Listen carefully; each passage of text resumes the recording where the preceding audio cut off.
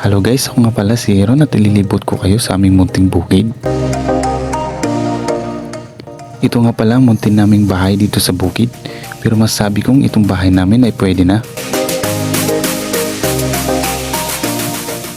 Meron kaming kunting kabuhayan, ito ay ang mga paitlogan.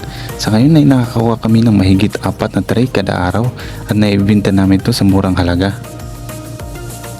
Ganito pala karami ang aming paitlogan at ang tawag sa manok na ito ay calves.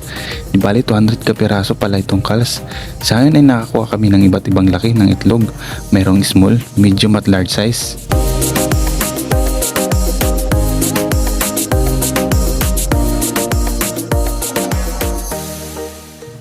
At dito naman tayo sa aming mga tanim.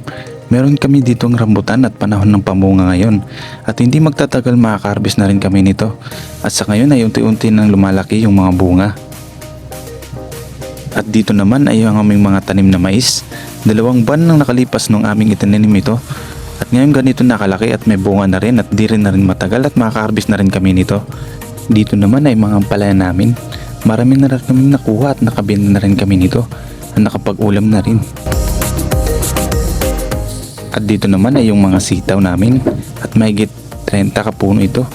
Isa rin ito sa mga kabuhayan namin at binibenta rin namin ito sa halagang 20 pesos. Mahigit 25 kaperasong sitaw. At mayroon rin kaming kakao, langka at durian.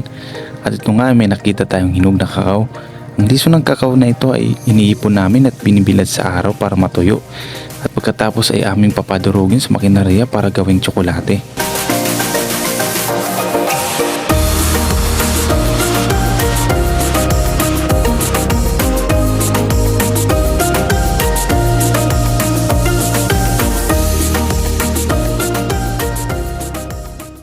At yan lang po mga guys sa ngayon.